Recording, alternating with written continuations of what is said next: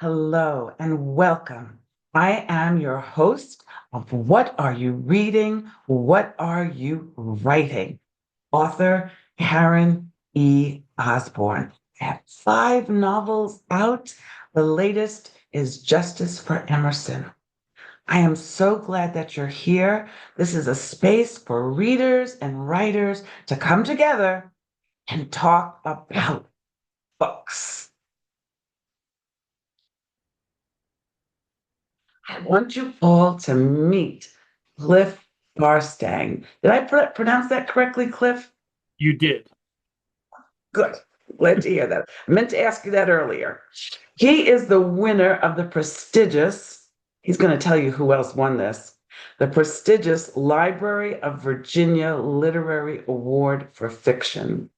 And he's the author of many novels and short stories, and he's edited several anthologies of stories as well. And he and I met in a writing group about, 3 months, maybe 3 months ago. And we worked with others to help each other with our works in progress. Welcome, Cliff. Thank you for having me, Karen. It's a pleasure to be here. Well, I'm really glad that you were able to join us today. So you've had the privilege of having lived outside of the country, which is truly a wonderful thing. We get to see different parts of the world, and you've been in different parts of Asia. Can you tell our audience how that has affected your writing, how it shows up in your writing? Sure. Well, I mean, that's the most important thing to know about me, really, is that my international experience impacts everything that I write. It also probably impacts everything that I think and say and do. Um, when I graduated from college, I had never been anywhere, and then suddenly I joined the Peace Corps, and I'm in South Korea teaching English, and that opened my eyes to everything, the food and the culture and the people and the language. And that just started the ball rolling, really, and it made me want to have an international career. I had an ambition already to be a writer, but got a little sidetracked, and I wanted to have this professional life that involved international work and travel. And that's what happened. So I came back, I finished a master's degree in English, um, which I thought was going to help with my writing. I went to law school. I had a job that took me back overseas. I lived in Singapore for a very long time. And later had another job that took me to Central Asia, and then a job in Washington, D.C. that took me back and forth to East Asia a lot. And so all of those things taught me about the world and gave me a perspective that I think a lot of people don't have the chance to learn. And so the way it shows up in my work, when I first started writing short stories, I was in a new environment here in Virginia where I live now, um, and so I was sort of writing about that. But when I got that out of the way, I turned back to my Asian interests. Um, I have a collection of stories about Chinese immigrants in Washington, D.C., then a book that's partly set in Korea, then a novel that's all over the world, and my most recent novel is set in Singapore, which I know very well. So it comes up in everything. Thing. Yeah, it's so interesting. I love Singapore. We had a wonderful time. I was invited there to speak, and I've been on five continents, working on five continents, and it really is it just changes your perspective on everything. But interestingly enough, all my books are set in New York. What's that about? Even though I've traveled the whole world. And you don't even live in New York. And I don't even live in New York anymore. Not anymore. lived there a long time. So, the last bird of paradise. Tell us about that. The premise, the setting, the period. Well, it's partly historical, so it's a braided narrative of a historical story that's set during World War One, and a contemporary story, or relatively contemporary, set in the immediate aftermath of 9/11. And the way these two periods work together is that the historical period is about a woman from England who is basically exiled to Singapore to get her out of danger in Europe. And she is a painter, and she um, has painted everything that she sees in Singapore. And when she ultimately survives the war, she's leaving these paintings behind in Singapore. Most people don't realize that Singapore was impacted by World War One, and that's really the basis of this historical part of the narrative. But she's left these paintings behind, and now in 2002, a New York lawyer, a woman, moves to Singapore with her husband. And one of the things that she does to get settled in Singapore is to buy some paintings for her apartment. And she buys paintings by uh, this woman from the earlier period. And she also becomes um, infatuated with some other art. So there's a lot of art in the book. And that's basically the premise. So the things that, besides the paintings, what ties the two narratives together is terrorism. The husband and wife in 2002 have left New York because it has become, after 9/11, a different place for them. And the husband in particular, is traumatized by the event, and they think that they're getting away from terrorism by moving to Southeast Asia, Mm. and they're wrong about that, as it turns out. Um, but what happened in Singapore in 1914 and 15 also involved terrorist acts, and they're not unrelated. So that's really what ties the two together.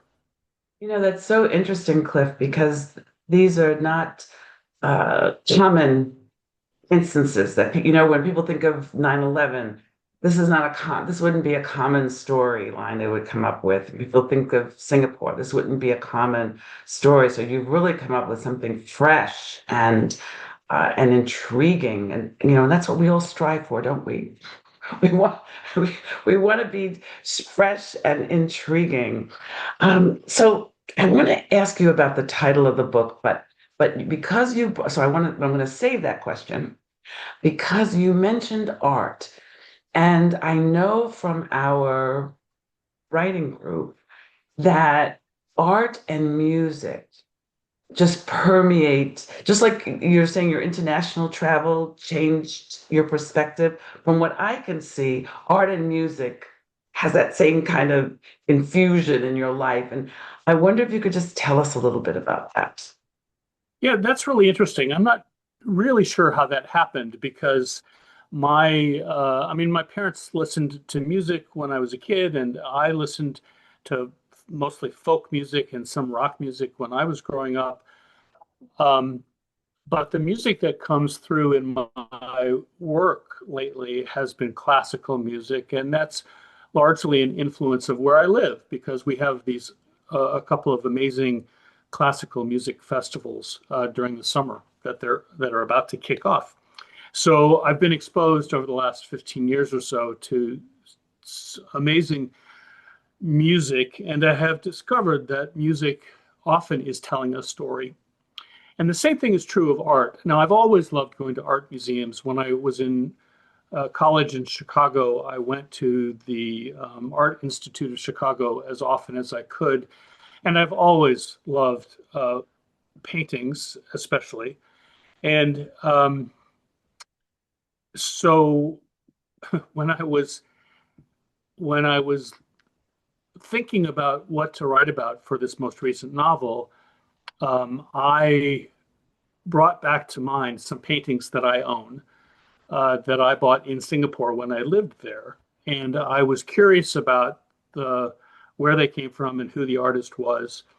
And um, when I did some research about her, the artist, I didn't learn a whole lot about her, but the time period really struck me. So she was painting also during World War One, and I came up with the idea of centering the story about around these paintings that were depictions of Singapore in the period, and that my main character in 2001 discovers are telling a story to her. So my feeling about both art and music is that they tell stories, and this is one of the things that the main character says. They actually come alive for her in a slightly magical, realist way, and speak to her visually, and so that's really the influence of both the music and the art. They tell me stories. Yeah, and that's what we're about, right? Right. We love being told stories, reading stories, hearing stories, and sharing stories. Yeah. So tell us about the meaning of I don't want you to have to give away anything, no spoilers, but if you could just tell us the where that title came from, The Last Bird. Oh, can you show us the book? It's so gorgeous. This cover, you're gonna love this cover. I should have grabbed it, but I didn't. That's all right. It's worth the wait. It is a great, great cover. Now look at this, guys. No, how do I do this here? It's a little Yeah, blurry because there we there go. you go. That's perfect. See how beautiful that is? Yeah, so tell So, us about it. so the cover has Bird of Paradise flowers, and of course, the flowers are named after the bird of paradise, which is sort of a very large, colorful parrot. And the significance is that the bird of paradise flower is a tropical flower, and in the story, the woman Elizabeth in 1914 and 15 paints in the garden, and one of the things that she paints is the bird of paradise flowers. And later in the story, the character Ashlyn in 2002 sees one of these bird of paradise paintings in her office, actually, when she gets a job in Singapore. And so the last bird of paradise, on one level, is a reference to that painting, the last painting that was done by Elizabeth. But there are other levels to one that I won't talk about, and then one that relates to the bird, because Singapore, I don't, maybe you visited when you were there, but there used to be something called the Bird Park, which is an amazing what aviary is birds, right? Aviary that has thousands of birds or had thousands of birds. And in the story, um, Ashlyn and a friend of hers go to see the birds, and the she sees a bird of paradise bird, and she also has a pet macaw. So that's another level of the last bird of paradise. Nice, nice. No, I didn't. We went to the botanical gardens when we were there. Amazing, amazing. And then we did like all the other touristy things that one Right. does. But we knew somebody there. And so it was wonderful visiting somebody that we knew who lived there and getting a better feel for the culture. And we always took public transportation. We never taxi cab, so you can get a feel for a country. So one of the things that I love hearing, so I can remember my own, are like we have those moments as writer. Being a writer is tough. You know what I mean? It's the writing part isn't tough, but putting yourself out there is the tough part. Did you have like a really joyful moment or surprising moment on your writing journey? Well, was thinking about this, and one of the, of course, every time a publisher offers you a contract to publish your book, that's a joy, and sometimes it's a mixed blessing because you've got competing interests. But anyway, that's joyful. Um, but winning an award is where I would go with that. So winning the Mhm. Library of Virginia Award for fiction for my second book uh, is still the highlight, I think, for my writing career. They do this award annually in three genres, and so I won in fiction. And they the award typically goes to a Virginia writer or someone writing about Virginia. And my book was set in Washington, D.C., but I lived in Virginia. So I was nominated for this and was a finalist, and then went to this black tie dinner in Richmond, Virginia, and won the award. And the other finalists were pretty serious, important writers. Couple of names for us. Top couple of names. Well, that year, the two finalists besides me were Chris Tillman, who teaches at the University of Virginia and has written several books set on the Eastern Shore that are just fabulous, and the other and published by major presses. And the other finalist was Kevin Powers, who had a bestseller called The Yellowbirds Mhm. about a uh, Afghanistan veteran. And it was a very powerful book and had received a lot of attention. So I and my publisher were both pretty surprised and happy to win. Yes, that is awesome. And you said it was your second. What's the name of that book? That one? It's called What the Jong Boys Know. It's a novel in stories about a Chinese family. The Chinese man had come to America to study, and after the Tiananmen Square massacre in 1989, could not go back to China. He now is living in Washington, D.C., having married an American woman, and before the book starts, she's killed in a beltway accident, and so he's raising his two sons by himself. And what the structure of the book is 12 stories, all independent stories that are focused on the Zhang family, but told by the other residents of this condo building where they live. So it was there are a lot of these novel in stories out these days, but it was relatively unique at the time. Yeah, it was fresh. It's pretty fresh. Pretty fresh.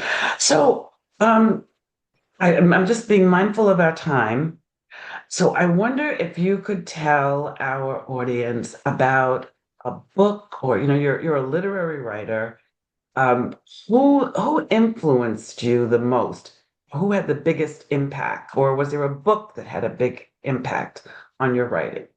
This is my answer to this is not short, but I'll try to make it as short as possible. But I've had the pleasure of studying with some amazing writers in my MFA program and at writers' conferences. And one of those was Elizabeth Strout, author of Olive Kittredge and lots of other books. And she was such a great teacher and helped me focus on sentences. And she has lots of ways of thinking about sentences. So her work and her teaching and just her joyful personality were a huge influence. But I also studied with Tim O'Brien at the Sewanee Writers Conference twice. And Tim, best known for The Things They Carried and won the National Book Award for Going After Cacciato, is also a great teacher and also focused on the sentence. So I think together, both of those make me think about sentences a lot. And I have to say, that's one of the things that in your current work in progress that just stands out. You write beautiful sentences. So Thank, there's, thank you. there's poetry in your writing, and that maybe the music also plays a part in that poetry. But you write, my son is a beautiful literary writer whose sentences do that to me too. I just have to stop and just reread the sentence because it's so gorgeous. And our friend Kat, she writes beautiful sentences. Yeah. So is there a book that you've read recently that you could recommend to our audience? I'm going to name two because I finished two books this week for two different book clubs. One is my regular book club, which this week is going to be discussing Playground by Richard Powers. And Powers won the Pulitzer Prize for a previous book, The Overstory, which made a huge splash a few years ago. And this one is also ecological. It's mostly set in French Polynesia and lots of underwater, gorgeous descriptions of manta rays and all kinds of other fish. And it's pretty amazing, but it's also about AI in a big way. And so we also have a friend that I recommended this book to who's writing about AI. It's very powerful. There's so many layers of depth to that book. And then the other one that I finished last night for a discussion that's going to happen tonight is The Safe Keep, which it just yesterday, I think, won the Women's Prize for Fiction. It won a bunch of other awards too, and it was shortlisted for the Booker Prize. And it's interesting because there's one thing about the book that I did not like. The way she does dialogue was really weird. People never finish their sentences or they're interrupted by somebody. And so you really never know what people are saying. But the story is very moving, set in the Netherlands after World War II. And it's really about the relationship between a Jewish camp survivor and some Dutch people who have moved into their house. So very moving. Yeah. Yes. Yes.